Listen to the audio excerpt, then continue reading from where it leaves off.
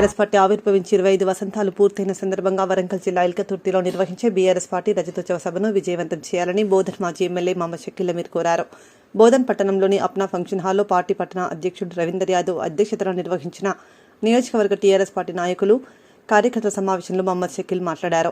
సందర్భంగా ఆయన మాట్లాడుతూ ఎన్నికల తర్వాత ప్రజలకు దూరంగా ఉండాల్సి వచ్చిందని తనను క్షమించాలని కోరారు. కేసులకు పలువురు పెట్టిన ఇబ్బందులకు తాను దూరంగా ఉండలేదని, అనారోగ్యం కారణాల వల్ల దూరంగా ఉన్నానని అన్నారు. కస్టమ్ మిల్లింగ్లో అక్రమాలకు పాల్పడ్డారంటూ కక్షపూరితంగా కేసులు నమోదు చేయించారని, ప్రజాప్రతినిధులుగా ఎంపికైన వ్యక్తులు ప్రజలకు అందుబాటులో ఉంటూ సేవలందించాలి తప్పక కక్షపూరిత రాజకీయాలు చేయొద్దని, బీఆర్ఎస్ ప్రభుత్వ హయాంలో అభివృద్ధి పనులకు కాంగ్రెస్ పార్టీ నాయకులు ప్రారంభోత్సవాలు చేస్తున్నారని అన్నారు. కార్యక్రమంలో బోధన్ మాజీ ఎమ్మెల్యే షకీల్ వెంట డీసీసీబీ డైరెక్టర్ గిద్దవర్ గంగారెడ్డి, తెలంగాణ ఉద్యమ నాయకుడు జేఏసీ శంకర్, పట్టణ అధ్యక్షులు రవీందర్ యాదవ్, బోధన్, ఎడపల్లి, రెంచల్, నవిపేట్ మండల పార్టీ అధ్యక్షులు గోగినేని నరేంద్రబాబు, దేరెడ్డి శ్రీరామ్, భూమిరెడ్డి, నరసింహరావు, నాయకులు వాసే నాగేందర్ రెడ్డి, బారి, గుమ్మల అశోక్ రెడ్డి, రుద్ర సత్యనారాయణ, అల్లం రమేష్, రఫీ, ప్రవీణ్, మాజీ ఎంపీటీసీలు గుంజరి మనీషా, వనజ, పద్మతో పాటు పలువురు పాల్గొన్నారు. చాలా రోజుల తర్వాత మనం అందరూ కలుసుకోవడం జరిగింది. చాలా సంతోషం. దయచేసి మీరు అందరూ నన్ను క్షమించాలని మీకు విజ్ఞప్తి చేస్తా ఉన్నా. ఎందుకంటే ఎలక్షన్ తర్వాత ఇక్కడే ఫంక్షన్ హాల్లో మనం ఒక సభ పెట్టుకున్నాం, అందరికీ కృతజ్ఞతలు తెలిపినాం. తర్వాత అనేక విధాల ఇబ్బందులు మీ అందరికీ తెలుసు. ఏమేమి జరిగినాయి, ఏ విధంగా నన్ను ఇబ్బంది పెట్టారు. ఈరోజు మీకు 2-3 మాటలు చెప్పదలుచుకున్నా. ప్రెస్ మిత్రులు కూడా చాలామంది ఉన్నారు. మళ్ళీ వారు కూడా ఎమ్మెల్యే 1000 కోట్లు, 2000 కోట్లు, 5000 కోట్లు తీసుకొని పారిపోయిండు, రైతుల పైసలు తీసుకొని పారిపోయిండు, 1,00,000 కోట్లు తీసుకున్నాడు, 50,000 కోట్లు తీసుకున్నారని ఎన్నో కథనాలు వచ్చినాయి. అన్నీ కొద్దిగా మీకు చెప్తారు. దాని గురించి అన్నిటి గురించి తెలియాలి కదా ప్రజలకు ఏమున్నదని. ఒకటి, నేను కేసులకు భయపడి కానీ ఇంకోటికి భయపడి కానీ రాలేదు అని అనుకున్న వాళ్ళు మూర్ఖులు. First of all. సెకండ్లీ ఏంటంటే నా ఒక ఆరోగ్య పరిస్థితి, నాకు నడుము సర్జరీ జరిగింది గతంలో. తర్వాత సెకండ్ సర్జరీ కూడా దుబాయ్లో నేను చేయించుకోవడం జరిగింది. దాని ద్వారా దాదాపు 7 నెలల పాటు అనేక ఇబ్బందులు ఉండేవి. ఈ అన్నీ కూడా వాస్తవాలు మీ ముందు రావాలని నేను చెప్తా ఉన్నా. ముందుగా కోర్టులలో కేసులు ఉన్నాయి. నేను దాని గురించి ఎక్కువగా చెప్పదలుచుకోలేను.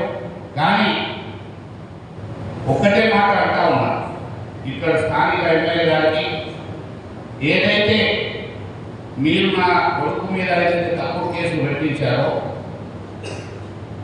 దేవుడు ఉన్నాడు, అన్నీ చూసుకుంటాడు. కానీ మీరు ఏదైనా రాజకీయ కక్ష ఉంటే మనం చూసుకోవాలి.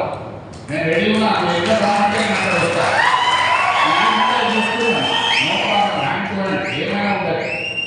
కానీ ఈ పిల్లల మీద, చిన్న పిల్లల భవిష్యత్తు పాడు చేయాలా, వాళ్ళ మీద కక్ష చూపించి మా ఇంట్లో ఆడపిల్లలు ఉన్నది చూడకుండా మా ఇంట్లో 300 మంది పోలీసు వాళ్ళని పంపించి 300 మంది పోలీసులు ఈడ బ్యాంకులలో ఇంట్లో చిన్న పిల్లలు ఉన్నారు, నా బిడ్డలు ఉన్నారు, ఆడబిడ్డలు చూడకుండా ఇంట్లో 300 పోలీసు వాళ్ళు ఒక్కటేసారి ప్రతిరోజు ఎట్లా ఇబ్బందులు పెట్టిందంటే ఊహించలేని విధంగా. మీరు అసలు వెళ్తే కూడా మీరు ఎవరైనా తలుచుకోవాలంటే ఇక్కడ షేక్ అయిపోతాం. ఆ విధంగా ఒక టెర్రరిస్ట్ని కూడా చూడం. ఆ విధంగా నన్ను మళ్ళీ హింసించడం జరిగింది. నా పిల్లలకు, నా ఫ్యామిలీకి, మా ఇంట్లో లేడీస్ కూడా చూడకుండా 300 పోలీసుని పంపించడం జరిగింది. ఫేక్ కేసులు పెట్టడం జరిగింది. అన్ని విధాలుగా 1,00,000% అన్ని కేసులు ఫేక్ కేసులు. ఇక్కడ ఒక విధంగా నా కొడుకుకి పాపం ఆయన ఏం చూడలేదు, ఏం తెలియదు.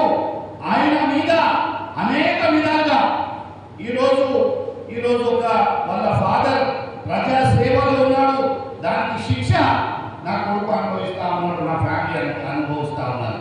ఇది ఎక్కడ న్యాయం? మీరు అందరూ చెప్పాలని నేను అడుగుతా ఉన్నా. ఇది న్యాయమా? ఈ కక్ష సాధింపు కొరకు మీరు చిన్న పిల్లల భవిష్యత్తుని మీరు కథం చేయాలని చూస్తున్నారా?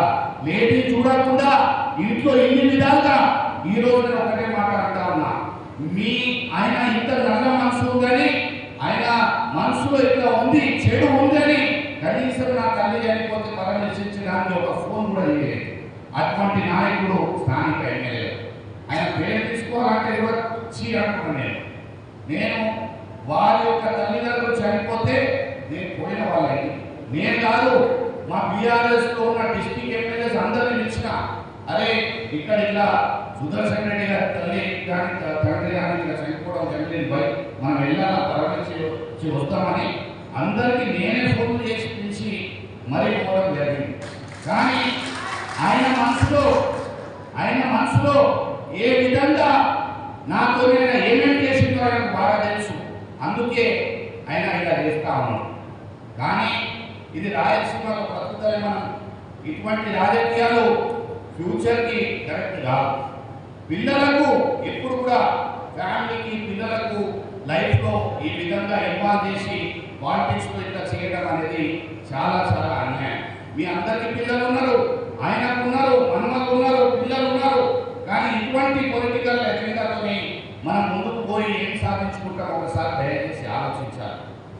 10 సంవత్సరాల నా ఎమ్మెల్యే కాలంలో ఏ ఒక్కరికి ఇబ్బంది పెట్టకుండా కాంగ్రెస్ నాయకుడు కానీ, బీజేపీ నాయకుడు కానీ, తెలుగుదేశం నాయకుడు కానీ, సిపిఐ కమ్యూనిస్ట్ పార్టీ నాయకుడు కానీ కడుపులో పెట్టుకొని ఒక్క నిమిషంలో ఈ పని ఉండాలంటే ఏ పార్టీ పేరు అడగకుండా వారి పని మళ్ళా చేసి పెట్టడం జరిగింది.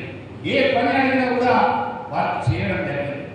మీరే ఆలోచన చేయాలి. మీరు అందరూ ఉన్నారు, మీరు అనేక సందర్భాల్లో చెప్పిన కొంతమంది నాయకులు నాకు, అదే సార్ ఆయన ఆ పార్టీ సార్ ఆయన మాకు చాలా అవేర్నెస్ చేసింది.